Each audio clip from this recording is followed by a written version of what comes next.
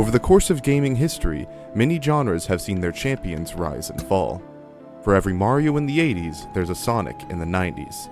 For every Halo in the 2000s, there's a Call of Duty in the 2010s.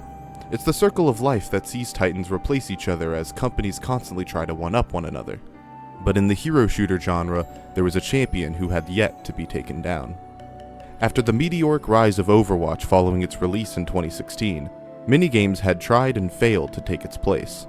The likes of Paladins, Garden Warfare, and most recently Concord have all attempted and failed to take Overwatch from its top spot. It stood as the king of the hero shooter genre for nearly 10 years, unparalleled in its massive success. That is, until 2024, when one more contestant stepped up to try and dethrone the king. Most assumed it would fail, as all others had in the past, but this time was going to be different. This game was going to be the one to finally knock Overwatch off the top of the podium, finally taking the spot as the best hero shooter in the world.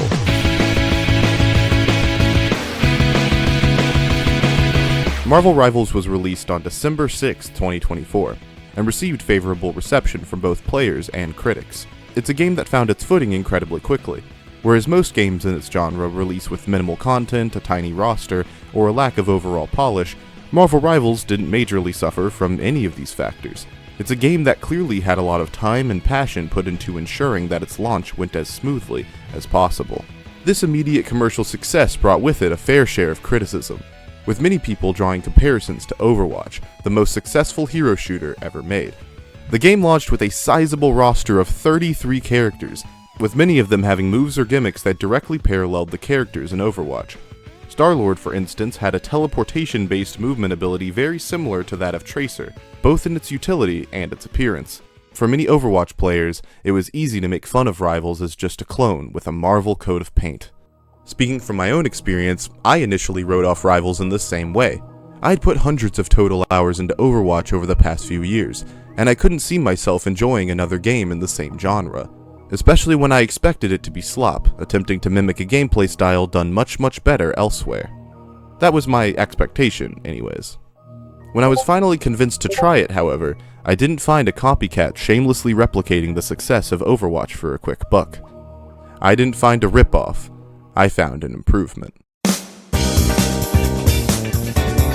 There are three key criticisms that have been levied at Overwatch since nearly its inception. Three thorns that have needled at Overwatch players for almost 10 years. Three things that Marvel Rivals manages to either fix or improve. I want to go through each of these in an effort to try and explain why so many people have moved away from Overwatch in favor of the new game on the block. Because I don't think that people just like Rivals because it's new.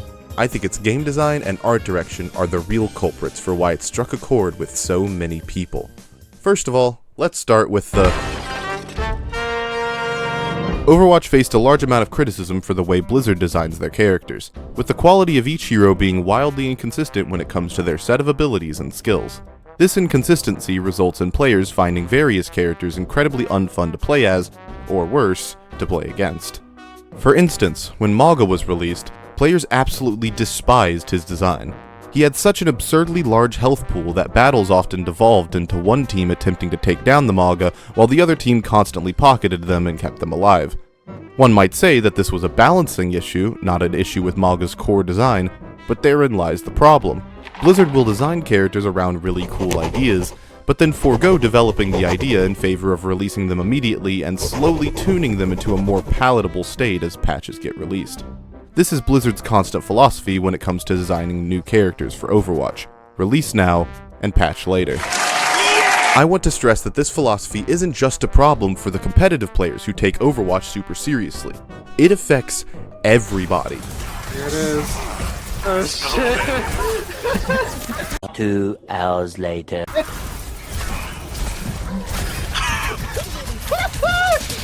I've only been playing Overwatch since 2021, and even I've struggled to keep up with how often different characters are changed or reworked. The constant amount of nerfs and buffs given to every character every 1 to 2 months is absolutely a problem when it comes to maintaining a casual audience, because it makes the game's foundation feel shaky and uncertain for the average player. Marvel Rivals is a game that, at least on launch, has completely flipped this philosophy on its head. Before its release in December, the game went through an extensive beta, where new patches were being released almost daily. It was almost refreshing to play a game on release that was in such a complete state. This is also reflected in the characters. No single hero in Marvel Rivals is overly centralizing or punishing to play against, and they all have a distinct place in the roster. The extensive playtesting the Rivals devs did during the beta allowed them to release a set of characters that all have distinct strengths and weaknesses, with none of them being unfun to learn and fight against.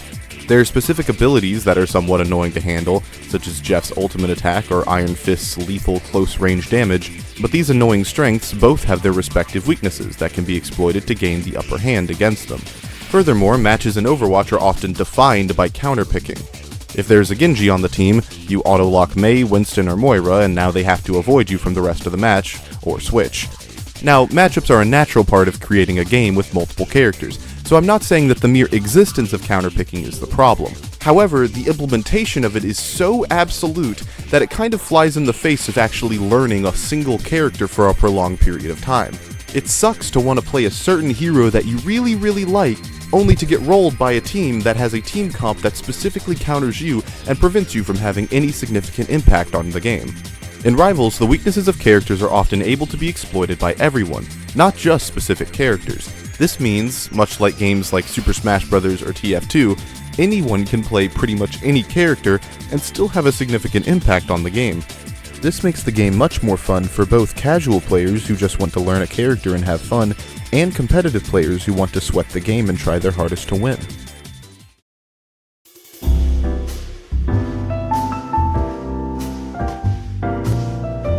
This story is a tale as old as time at this point. Overwatch was a game designed from the ground up to be an e-sport, meant to be played competitively first and foremost. This made the game a massive commercial success, largely because it released at the same time as the late 2010s esports craze was just getting started.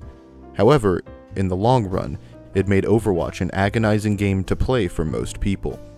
You see, the thing about competitively driven video games is that they will almost always develop a reputation for being frustrating and overly punishing to play. This is because there are always going to be more people who play a game casually than competitively. As such, when someone gets into Overwatch for the first time, casually, they're bound to come away feeling frustrated when they get stomped into oblivion by the existing player base who take the game way too seriously.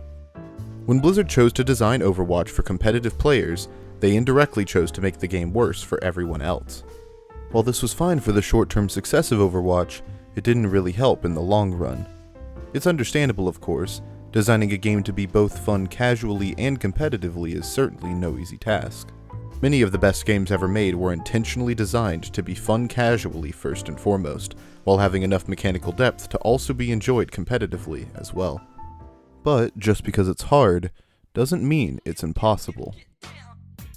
Marvel Rivals is a game that strikes this balance pretty well, but ironically it does so by not being balanced at all.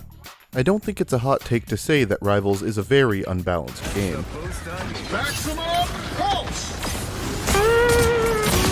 While it's true that every character is viable at the base level of play, certain characters are miles worse than other characters.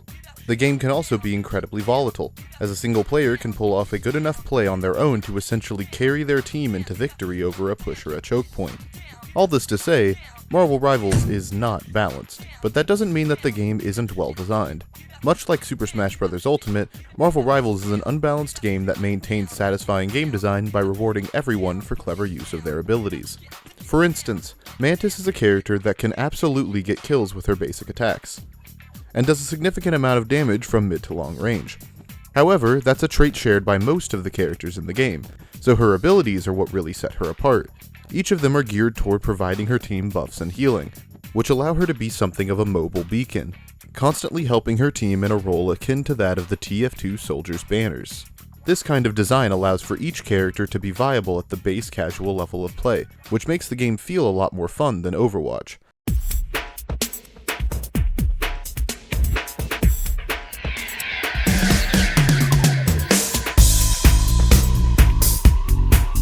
This game is absolutely dripping with details, personality, and an excellent art style that mimics the linings and stylings found in actual comic books. From the various quips the characters make, Will you be able to put aside our past and trust us on the field of battle, Spider?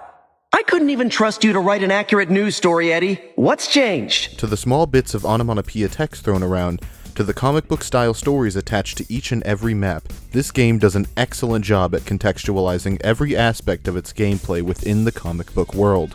Even the dialogue between characters is often referencing some specific piece of lore within Marvel's comic universe, giving the player a serious impression of the history all of these characters share with one another. That said, I would like to throw a slight bit of criticism in here, which is that the aforementioned quips characters make can often be incredibly on the nose, lacking any real substance and coming off more as annoying than anything else. That said, other than a select few misses, most of the dialogue and character moments in Rivals serve to elevate the game's immersion, giving each player the impression that they're really fighting in the battles of a comic book. And this charm isn't restricted to just the aesthetic either. The gameplay itself has a lot of touches and details that enhance the game's atmosphere as well. The most notable example of this is in the team-up bonuses that various characters have with one another, which is actually reminiscent of the chemistry system from the Mario baseball games, if anyone remembers those. This takes the relationships that different comic book characters have and allows them to have a tangible impact on gameplay. Groot has a canonical relationship with Jeff the Landshark and Rocket Raccoon, so he'll allow each of them to ride on his shoulders at the cost of a small damage reduction. These little bonuses aren't game-breaking by any means, but they're a cool way for the game to acknowledge the connections different characters have with one another. Marvel Rivals has an excellent grasp on its aesthetic and lore, paying respectful homage to its source material without becoming visual slop coming off as a cheap cash grab. Above any other aspect, this is the thing that really sets Rivals apart, and makes it truly special compared to other games in its genre. And then there's Overwatch. But Mom, the fox spirit can block bullets and balance your blood sugar. She's an all-purpose kind of spirit. All-purpose. Like flour. Which makes... donuts! Look, I know that most people don't really care about Overwatch's visuals or art direction, and I know these things aren't the priority for a game built specifically for competitive play. But games like Rivals, Team Fortress 2, and Splatoon have all shown what you can accomplish when you have both great gameplay and great art direction. And speaking honestly, I think Overwatch has one of the most bland and forgettable art styles I've ever seen. There is nothing special or extraordinary about the way Overwatch looks. It's as if Blizzard sat down in a laboratory and surgically decided the exact combination of influences necessary to appeal to the lowest common denominator of person. It's genuinely awful. Looking broadly at Overwatch's art style, it's clearly meant to mimic that of Pixar's 3D style, with the big eyes and smooth skin. But while Pixar's characters are often super expressive and cartoonish, Overwatch's characters are usually sterile, expressing just one or two emotions in all of their animations. The character designs are also often entirely inconsistent with one another, lacking a massive amount of cohesion between each of the tech and gadgets each character has access to. It's to the point where most of the Overwatch 2 heroes look like they were just made to look cool. While that might be fine to most, I like for heroes in games to both look cool and make sense within the world that they exist in, something modern Overwatch absolutely sucks at. This is the same philosophy that's reflected in Overwatch's piss-poor excuse for lore. The interactions that take place between characters, especially when compared to the Marvel equivalent, seem stale and uninspired. I see your sneakers. You, me, the basketball courts later. Sure. But I don't play without stakes. Many of the interactions are incredibly one-note, not really striking at any deeper relationship or emotional significance between these characters. The ones that do attempt to create some greater connection often suffer from trying to rely on Overwatch's bare-bones story, which has close to nothing of value for the dialogue writers to leverage in order to create interesting character interactions. Not to mention the significant inconsistencies that take place in Overwatch's lore outside of the game itself. Overall, Overwatch's art direction, story, and aesthetic all come off as something of an afterthought, a background dancer meant to supplement the gameplay's performance. However, when the gameplay falls short, as it often does, the art style just can't hold up the game on its own, leading to the game having nothing more to offer the player. Marvel Rivals manages to do both the gameplay and the art style incredibly well, meaning that there's always something to be appreciative of, even when the gameplay isn't going your way. It's the best of both worlds, the ideal balance. With such a great step forward, one has to wonder how similar Marvel Rivals really is to its predecessor. Because, In my eyes, it takes just as much from its genre's grandfather as it does from its father. When I started this breakdown, I discussed how every genre has its champion, a king that will inevitably be dethroned when the next big game comes around. What Marvel Rivals is doing to Overwatch, Overwatch once did to Team Fortress 2. As I was playing Rivals for the first time, I was genuinely surprised about how much, design-wise, the game reminded me of TF2. Compared to Overwatch, both TF2 and Rivals are more individually focused, prioritizing getting better and maintaining a single character or set of characters rather than counterpicking the opposing team. Both games are also more casually inclined, being built to have fun with first and to be competitive with second. Both games also put a significant amount of effort into their art direction and world, contextualizing each of their matches around a given story that's taking place. The only major components that Rivals really takes from Overwatch is the ability system and the ranked ladders, two things that Overwatch itself has taken from other games like Counter-Strike and League of Legends.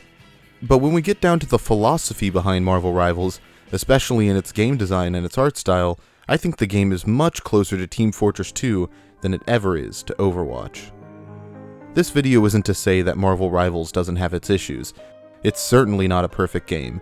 The UI combined with the effects on screen can become incredibly cluttered and difficult to read at times. Certain characters have stun mechanics that can be very obnoxious to deal with, and the large amount of characters can make the game feel overwhelming to learn.